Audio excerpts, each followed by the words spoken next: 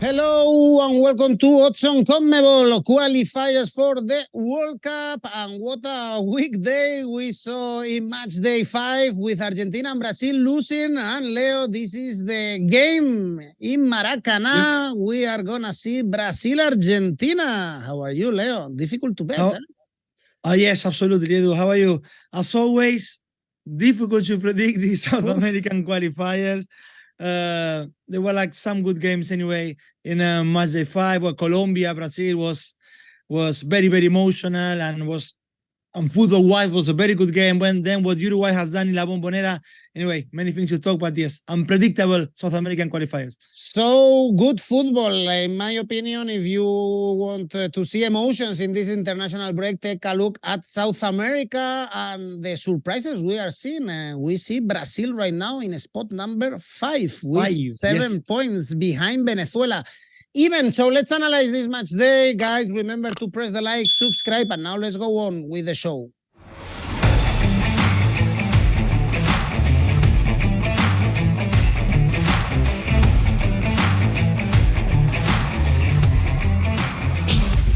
And also remember that we have an exclusive offer with 1xBet. So if you're looking for a bookmaker to sign up with, we have 130% ready for you. Use our promo code and you can get this great offer. Leo, first game is Paraguay, Colombia. You mentioned this emotional game in Barranquilla with Colombia coming back with Luis Diaz scoring a brace with his father in the standings. Was a great victory. All was very positive for Colombia. 9 points, no defeats, and playing against Paraguay, a team with 5 points, with a lot of problems, scoring goals, only 1 goal scored, and 2 goals conceded. So probably this won't be a goal feast.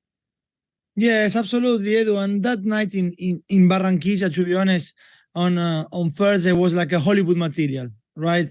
You said Luis Diaz and his family were reunited in Colombia ahead of the game in the hotel, and to have him scoring a brace after, and actually a brace in 4 minutes, after losing the game from the 4th minute was actually really, really brilliant, overwhelming, I believe, for everyone then in Barranquilla. It was a cathartic evening as well for Luis Diaz, and for Brazil, another one to forget. You mentioned, yes, first time in their history, they are losing 2 consecutive World Cup qualifiers. To see them there in the 5th spot is quite rare, and Colombia is now up to 3rd with that win. But it was a very fully deserved win, actually, Edu, for Colombia in Barranquilla, especially after a dominant second half performance when they outplay and outfought as well Brazil. The win, Edu, helps Néstor Lorenzo's team to maintain an excellent unbeaten run so far, dating back to February 2022. Is 16 games so far unbeaten with Néstor Lorenzo. 11 of those games have been wins. Did Colombia suffer in the game? Yes, and right from the beginning, because I couldn't watch it live because it was happening at the same time that Argentina and Uruguay, but I recorded the game and watched it afterwards, and my feeling was that Colombia, in that first 15 minutes, they were in panic.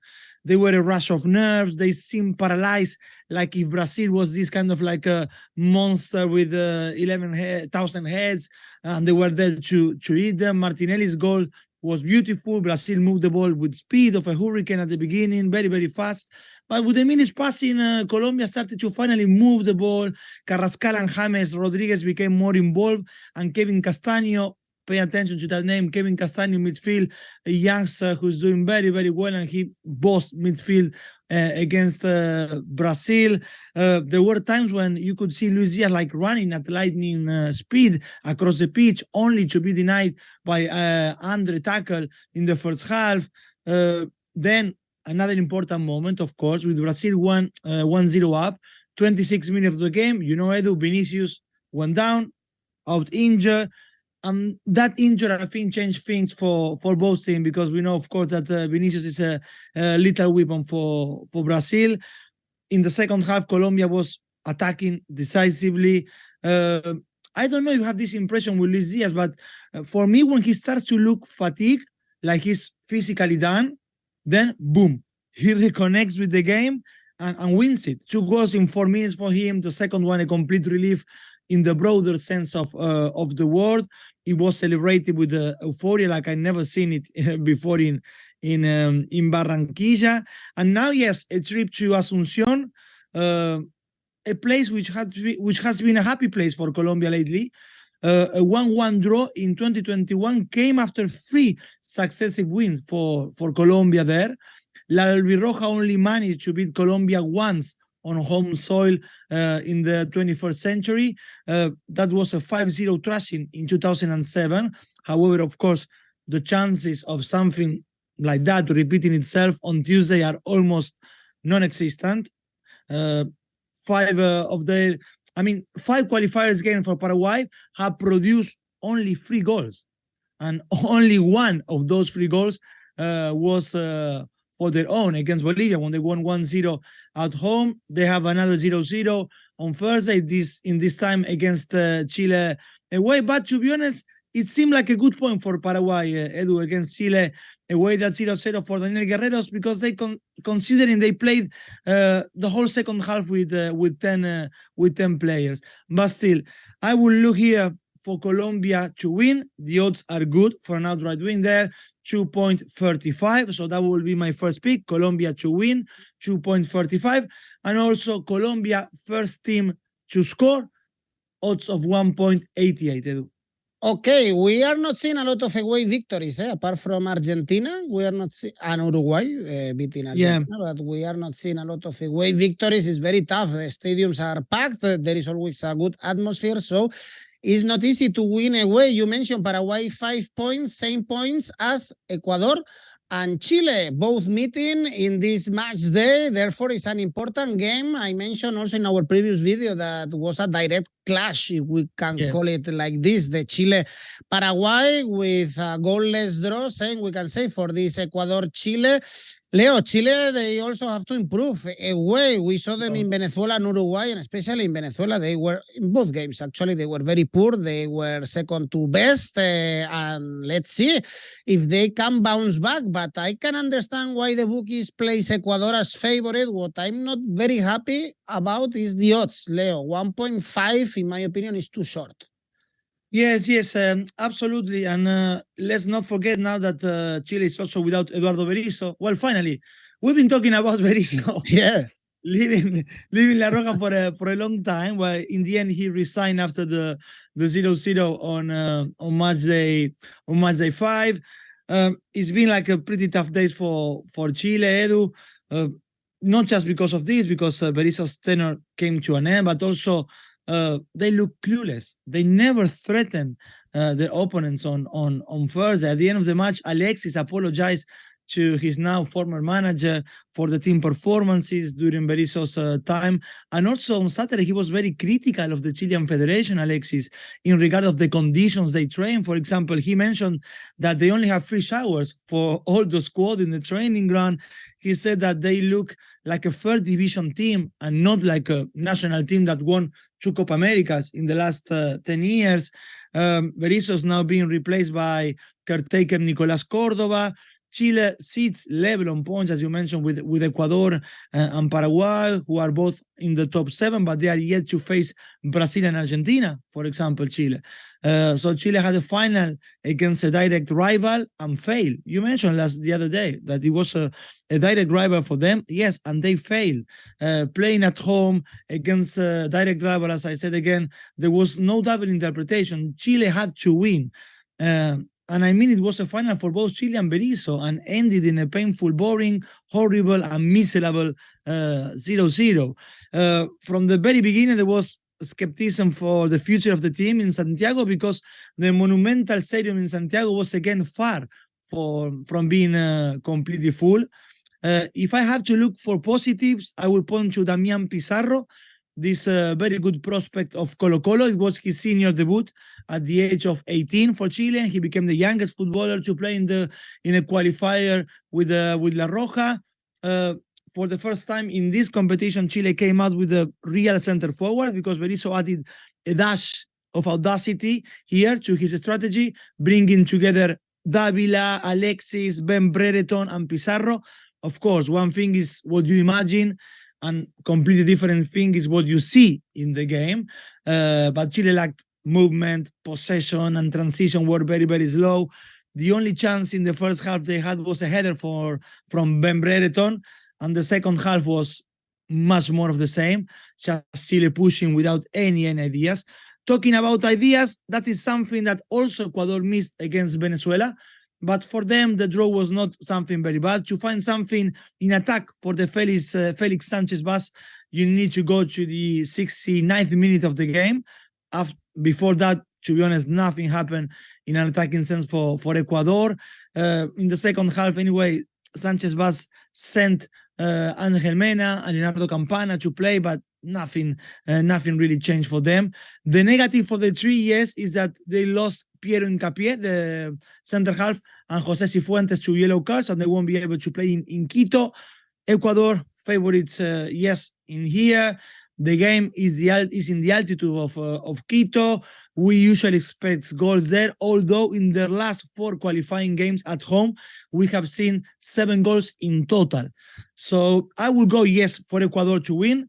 You mentioned the odds of the win for Ecuador are very low, 1.58. So I will look for Ecuador to win first half. It gives us higher odds, Edu, there, 2.28.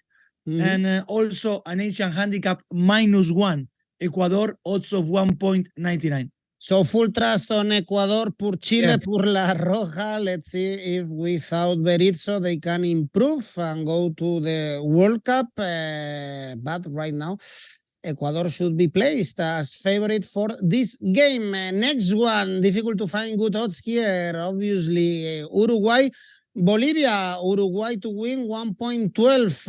Bielsa has turned the situation around, Leo, and I cannot imagine what is the emotions and the feelings right now in Montevideo after beating Brazil, after beating Argentina in La Bombonera with Darwin Núñez misfiring for Liverpool, but scoring for La Celeste. So here we can only expect Uruguay to keep up with the run, Leo, and get another victory against Bolivia, perhaps even keeping another clean sheet. Why not? Yes, absolutely. And to be honest, Edu, when I look at the fixtures of every match day, first thing I do is like, which game I will pick as a safe bet or to take something from there as a safe bet. And definitely with this one was Uruguay-Bolivia. I knew I was going to take something from here because, yes, it's absolutely, as you mentioned, difficult to find good odds in here. We spoke of this historic win against Brazil after 22 years for Uruguay, and now we have to talk of another one, historic win. First time they took the 3 points away in Argentina for a World Cup qualifier. 64 years have passed since the last time Uruguay has beaten Brazil and Argentina consecutively. It was Uruguay's first win over Argentina in 10 years, and the first one in Argentinian soil since 1937. So it was widely celebrated, and all that came from the hand of Marcelo Bielsa and a group of players, Edu, that who took ownership of the coach's idea, and on Thursday they provided a lecture at La Bombonera. We spoke a little bit of Darwin last Monday. You just mentioned him. He has been crucial to the La Celeste success lately because, look, he's scoring in both wins against Brazil in Montevideo, against Argentina in La Bombonera, but also he scored against Colombia in the draw 2-2 on match day 4. So he's in good form, of course, with Uruguay. Only the 5th match for Marcelo Bielsa as manager in Uruguay, at least the 5th official game for him. But he's already displaying the Uruguayan version of his trademark coaching philosophy. That's amazing. No, we all know Bielsa is known for relentless running, aggressive off the ball approach, and he embraced. They players, they embrace this mentality amazingly, and also combining it with the ability to play quick football on the break. Uruguay's back 4, led by Ronald Araujo, great game, also scoring. Sebastián Cáceres, Matías Oliveira, Matías Vina, they aggressively pressed the whole game, Argentina's midfielders. It was like a disruptive strategy. which was reflected in the chaotic. You could see defensive structure that he set it up with Maximilian Araujo guarding. Also, he's an attacker, but he was guarding unexpected areas of the field. It was, to be honest, a tactical masterclass from Bielsa. The first 5 minutes took a little bit for Uruguay to adapt to the game plan because the first 5-10 minutes was more like a Scaloni style. Argentina came out determined to suffocate the visiting midfielders, but after those shaky moments, Uruguay suddenly found itself with water in the desert. Long ball to Darwin and left him 1-on-1 against a hesitant Dibu Martinez. Yes, he missed that opportunity, but it showed you how the game was going to unfold. Demonstrating that verticality for Uruguay is so important, and he has blistering pace, Darwin. And actually, on that regard of playing vertical football, quick football, look at this stat, Edu, because Uruguay had 7 shots, and 2 shots came within 10 seconds of a long direct pass from their own half, and the other 5 shots were within 10 seconds of defensive action. So the strategy was very clear. Let's press, let's get the ball back quickly, and after we regain position, we need to finish that play very quickly, and that's what they have done. Well, Messi said we never felt comfortable in this game. He said that after the match, Argentina was not able to have long possessions, did not create chances, and in the end, the game was played as the way Uruguay wanted the game to be played. Now with Bolivia at home, they have everything to impress their home fans against the Bolivian side that finally took 3 points at home. It was a winning debut for the new manager, the Brazilian Zago. The first half, they dominate Peru. They dominated the play. They created chances and could have scored more than one. At the start of the second half, Peru had chances to equalize, but they did not materialize. So was the last match in front of their own fans for Marcelo Moreno Martins, who is retiring from the national team next year. So yes, all Uruguay to look here. Goals over 3, odds of 1.85, and that's my first pick. And also first half Asian handicap -1 for Uruguay, odds of 1.95. Edu. Yes, full power for Uruguay, of course, with the Bielsa changing again the situation for a club or a team. In this case, great job so far. For Bielsa, Uruguay can top the CONMEBOL qualifiers if Argentina are not able to win in the Maracanã next game. Leo, the best game we can see in these CONMEBOL qualifiers and perhaps in the world right now is Brazil-Argentina. But you mentioned before, first time in the history that Brazil comes to a game with back-to-back defeats in the CONMEBOL qualifiers.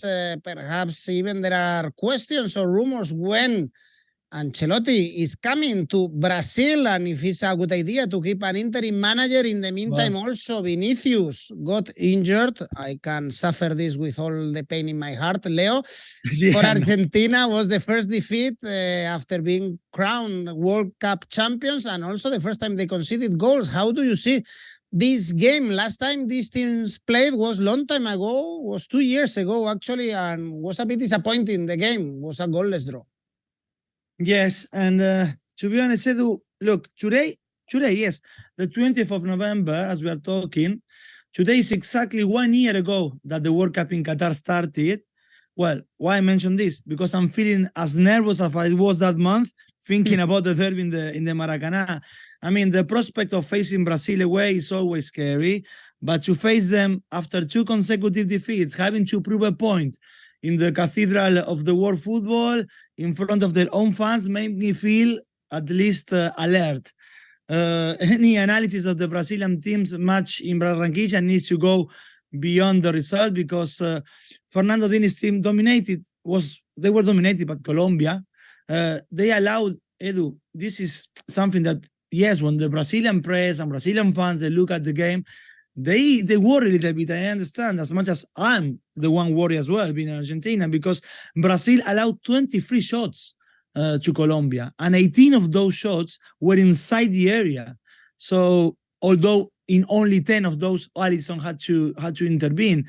First time that Brazil lost against Colombia in a World Cup qualifier. But those numbers, I think, help to show that Dini's work simply didn't take off in the national team. Of course, there are factors beyond Dini's control. After all, something you said, the Brazilian Confederation made the move to place Diniz as an interim manager to wait for Carlo Ancelotti. So every type of reconstruction for the team, it takes time, but Diniz does not have that time. So why to place someone like Fernando Diniz, whose methodology, whose philosophy needs time to be implemented, when you don't have that time? And then regarding Ancelotti, we will see, Edu. It's not very clear yet if he's going to take charge or not from Diniz come next year in June, after the European season is finished. Brazil show little signs of Dinizismo, as they call it. For example, both wingers playing on the same side of the pitch, half of the team playing in a short space. Gabriel Martinelli, who scored against Colombia, he said that he never experienced so much freedom inside the pitch like he's having with Diniz. He said like it was completely different to what Arteta is asking to him. Arteta is more like a coach of juego de posición, so Martinelli needs to stay open, to mention a winger. And with Diniz, he has the liberty to move from one side to another, to move wherever he wants. Brazilian players under Diniz, they need to move closer to the ball, but this can leave huge gaps in the back, and that happens against Colombia, and that's why Luis Diaz was able to run 70 meters with the ball almost unopposed. But that's Dinizismo, and if you don't have time to work, it could be difficult. And the way most of the people are seeing this in Brazil, and that is that this is a football process with Diniz, that it won't take them long because there's no time for him to work.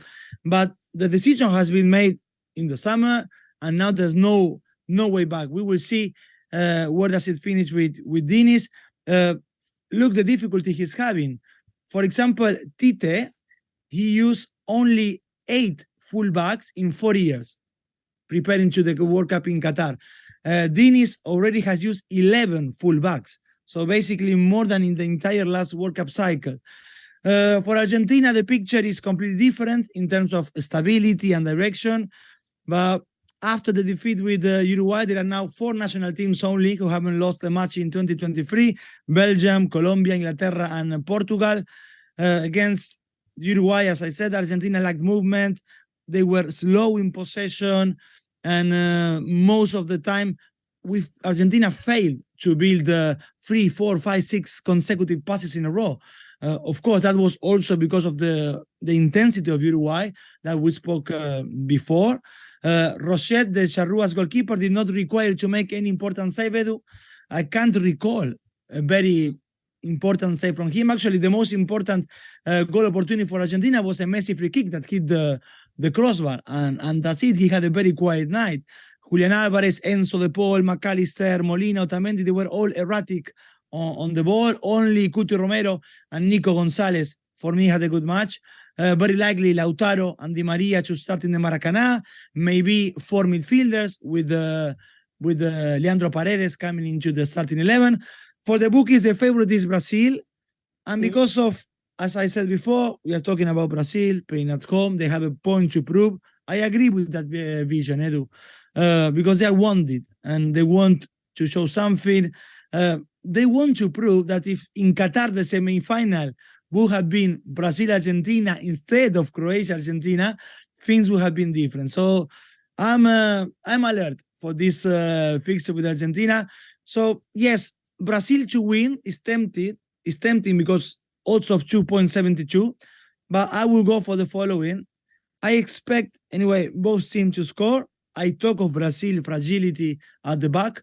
Both teams to score, odds of 2.2. And also Brazil to score first, odds of averaging 2 on Expedia's website. Well, Leo, to face Argentina in the semifinals of the World Cup first, you have to beat Croatia, and that was not Yes. the case. Argentina also able to beat Brazil recently in the Maracanã in the Copa America. And Argentina, of course, world champions. So also, if you are going for Argentina to win or double chance for Argentina, pays so well. And overall, I guess Argentina is in a better position than Brazil. Let's see this massive, massive game, especially not for the impact in the standings, but for all the repercussion that has in the following weeks.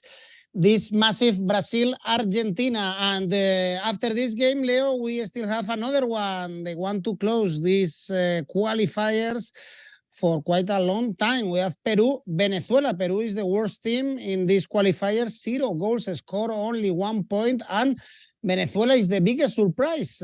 Fourth in the standings, 8 points, still only 1 defeat. They were able to get a draw in the last game against Ecuador. This one is a tricky game to bet. Perhaps a draw could be a good option, Leo. I don't know if you see here Peru as favorites. The bookies tell us this. Yes, Edu. I mean, to be honest, I can't see here Peru as favorite. You mentioned the draw. It could is one of the picks which I have, not for the full time, but for the first half draw, which has also good odds on that 1.96. Venezuela is arriving, yes, in a much better footballing and mental shape to this encounter. Just said when a manager starts a press conference saying that he's not going to resign, something is definitely not right. And that's how Reynoso started his press conference after Matchday 5. I mean, to put it even a little bit more into context, Reynoso has the title of being the first coach of the Peruvian national team to go 5 games without scoring in the history of qualifiers. He's also the first to record 4 consecutive defeats. And of course, without scoring, as I said before. And more than that, which is, for me, is inexplicable, is that Gianluca Lapadula's header at the 43rd minute of the match against Bolivia, that was the first shot on goal in 5 matches for Peru. 571 minutes pass to register a shot on goal. It was the longest draw for a shot on goal for a South American team in the entire history of the competition. Looking ahead to Tuesday against Venezuela, it's hard that things can improve miraculously.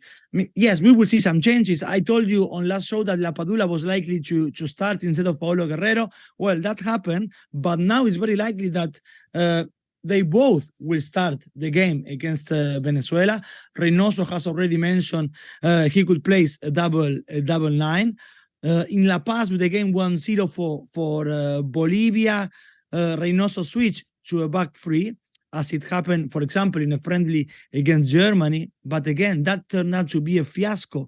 And if you play in La Paz without wingbacks that have the stamina to do the line all the way, you are doomed to fail. And that happened to Peru. There are also many tactical changes during the game, and none of them improved the one before. But more than that, they just confuse the players. So, and the atmosphere is going to be tense for Reynoso, for Peru. There were chants of sack Reynoso in the Hernando Siles de La Paz.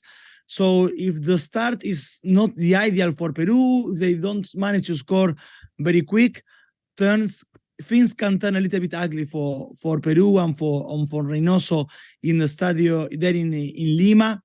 And confused and in a struggle is exactly the opposite of what Venezuela is living at the moment. Matchday 5 was, in my view, maybe the least convincing for Fernando Batista's team. And by the 70th minute, my impression was that they signed a pact of no aggression, and they both look very happy with Ecuador with the point. The last 3 qualifiers between Peru and Venezuela in Lima showed 2 wins for Peru and a draw. Venezuela never won in Lima, but we are in a different time. As I said, first half draw odds of 1.96. That will be my first pick. And also a double chance Venezuela here. Not very high odds, but still not bad, not too bad. Double chance Venezuela, odds of 1.68. For sure, Leo, is not good. The odds for Peru to win, they are favorites for this game, but so far we are not seeing how this team can improve in the post-Gareca era. Well, this is it. This CONMEBOL Qualifiers takes a long break after these games. Leo, Yes. You mentioned that your safe bet was going to be in the Uruguay-Bolivia. Tell me. Yes, exactly. And there we go with Uruguay to win the first half, 1.44. And your ACCA? The ACCA includes this safe bet of Uruguay to win first half, then Ecuador to win, and Brazil to score first. Those 3 picks leaves me with an ACCA of 4.55. Always very difficult to predict these CONMEBOL qualifiers with a lot of surprises as we are seeing in this international break, but we have all the information to place our bets. Leo Bachanian, thank you very much. Thanks Bye-bye, everyone for watching. Bye-bye. Bye-bye.